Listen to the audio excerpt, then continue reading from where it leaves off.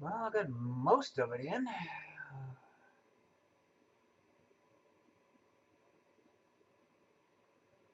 Gotta pull it down some more, folks.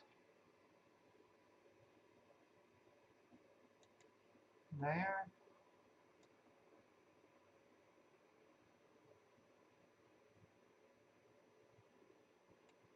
Pull that star down to about here. Okay, so let's stop. Loop it 2 and go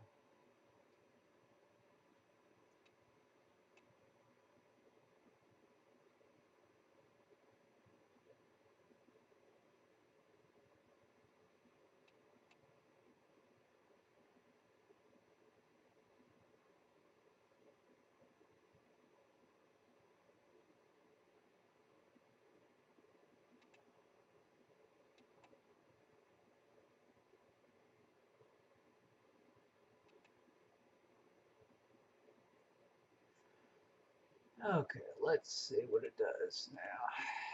Stop and let's loop 10 seconds again. Loop. Yuki.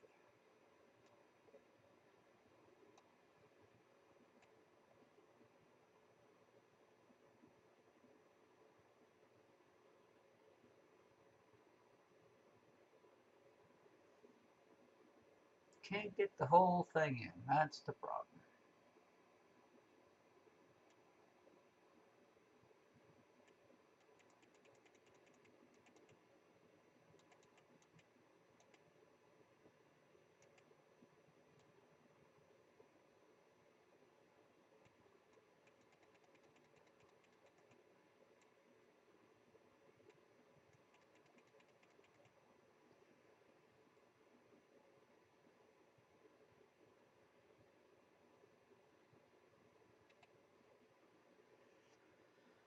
10-second exposure, yes, and I gotta change to what? 50 to 175 on histogram.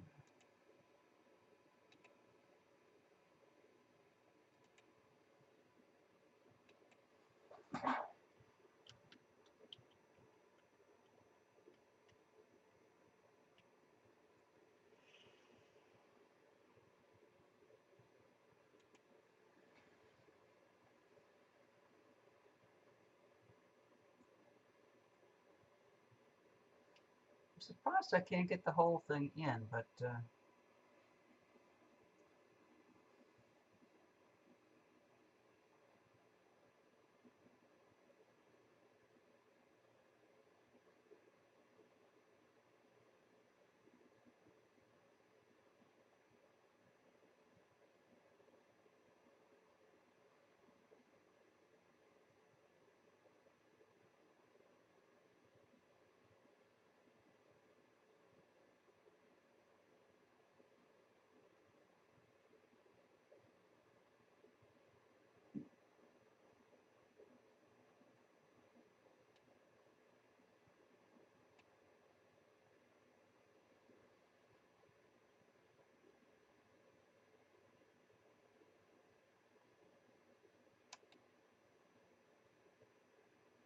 Telescope synced.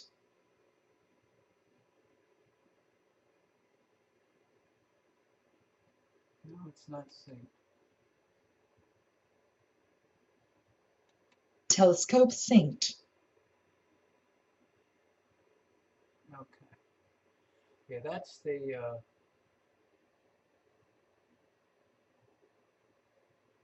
eastern veil.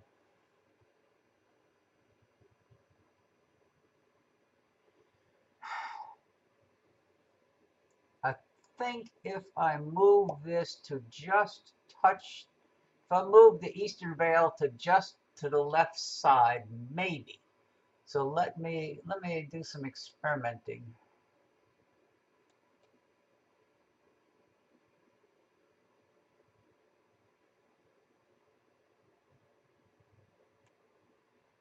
Okay, so let's go to stop. loop. I'm going to move that star. Oh, I'm stacking too, so I got to stop the stack. Okay. Okay, so I want to move.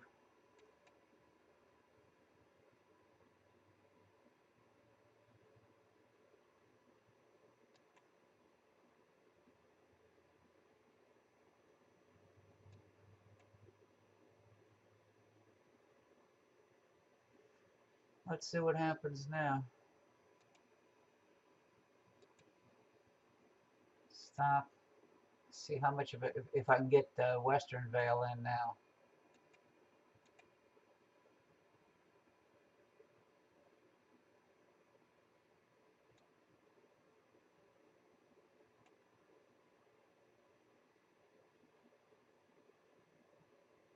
Still, you can get Pickering's triangle in, but you can't get the eastern veil in. Not quite enough field.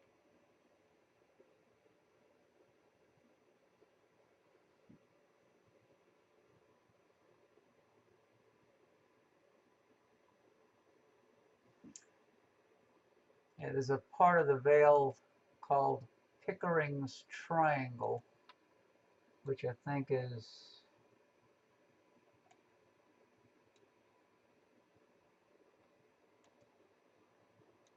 up in here, and then the western veil is off further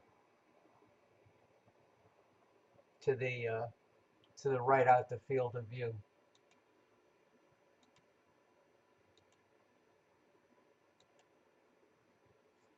So in the meantime, I'm going to try to get to it. So click, click.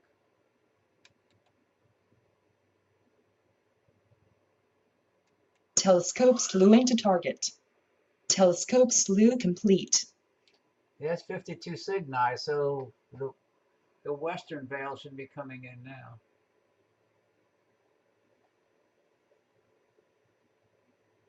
Wait for the next refresh.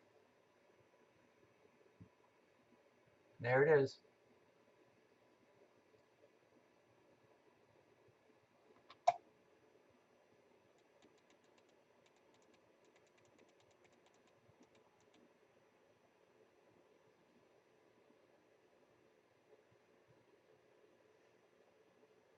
Let me do another white balance.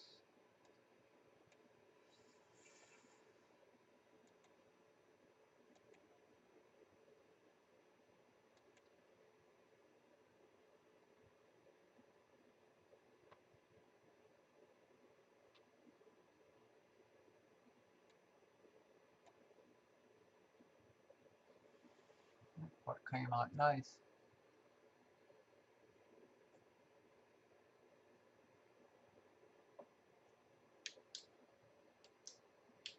Oh, now it's 56 degrees.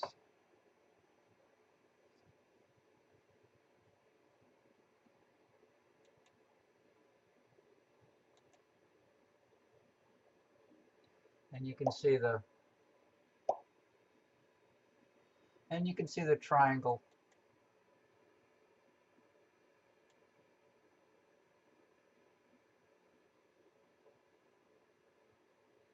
That's Pickering's triangle right there.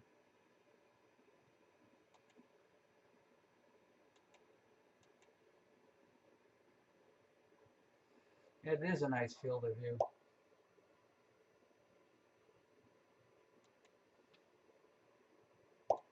So I was able to get the western veil and the eastern veil.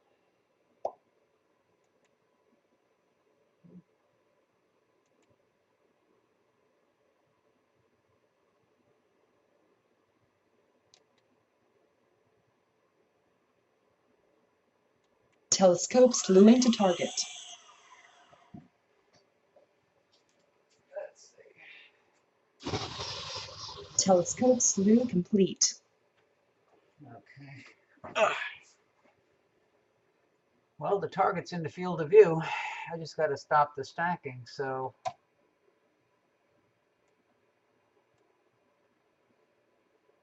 There's the Crescent Nebula.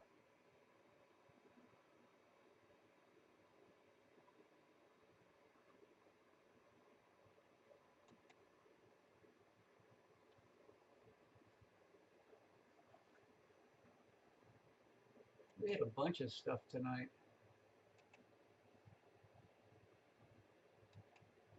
Cocoon. I gotta go to the cocoon now that we're on this side. Cocoon.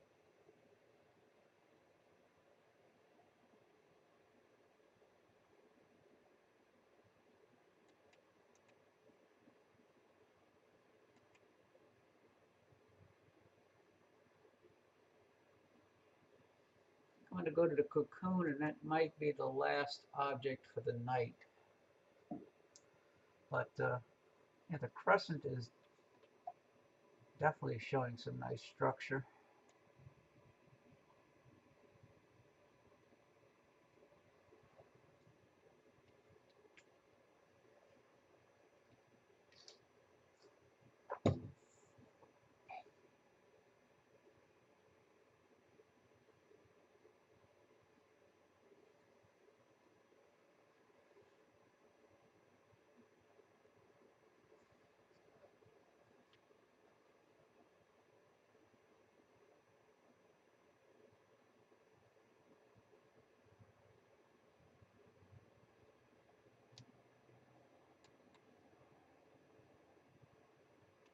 Telescope slewing to target.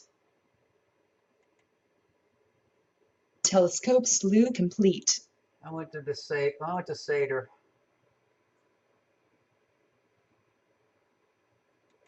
I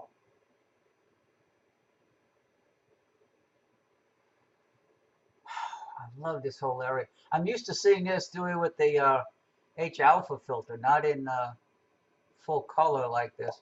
Let me see if I can get Seder up a little higher. Yeah, I want to move. I'll move that star to about the center of those crosshairs. So let me stop,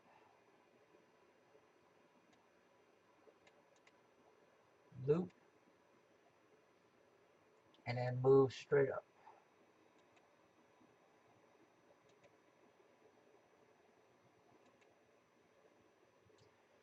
So that's how you can use the crosshairs. You can use them as guides, position them wherever you need them on the chart. And once you get the target where you want it, you hit the right icon, which puts it back in the center, and then just turn it off. And let's go back to stop, and let's go back to 10-second loop.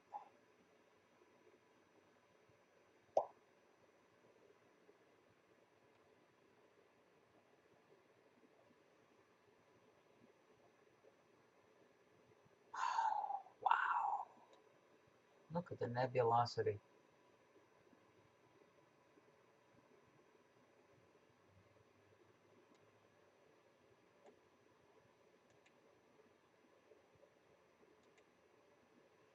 I'm average stacking now.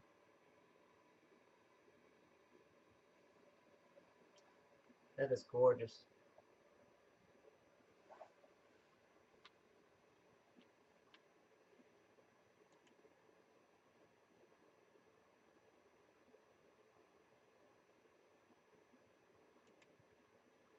So it's 1, 2, 3, 4, 5, 6, 7, 8, 9, 10, 11, 12, 13, 15, 16, 17, 18, 19, 20, 22 objects we've seen so far.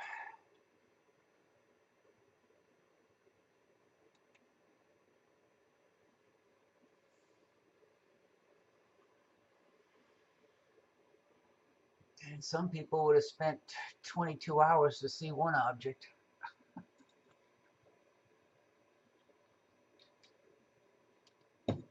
All depends on what your goals are.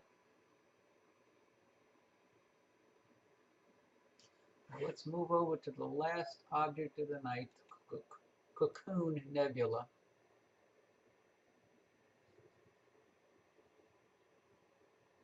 and stop the live stack and move over to the cocoon. Telescope slew into target.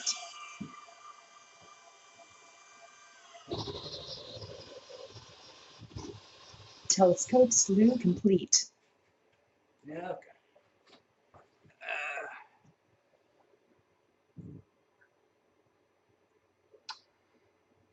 I love that dark nebula around it.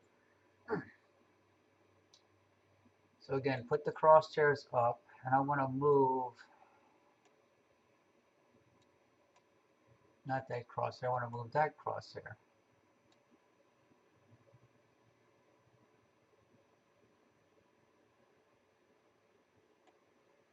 Okay, so let's see. Stop. Loop. And I want to try to move that star to the center. So I'm going to move on a 45.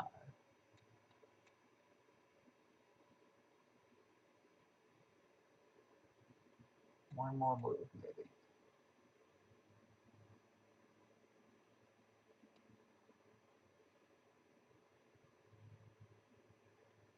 Okay, stop.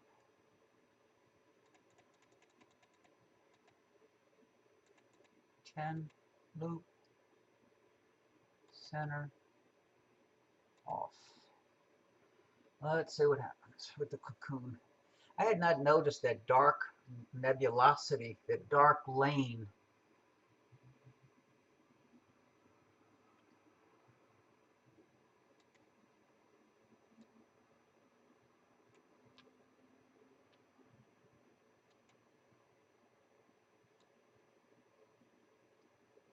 It kind of encompasses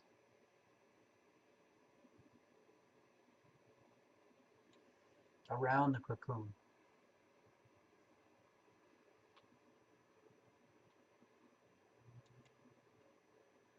But it really stands out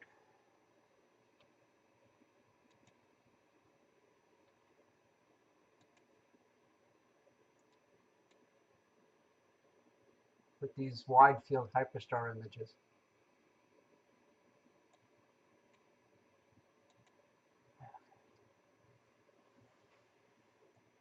Oh, Lord.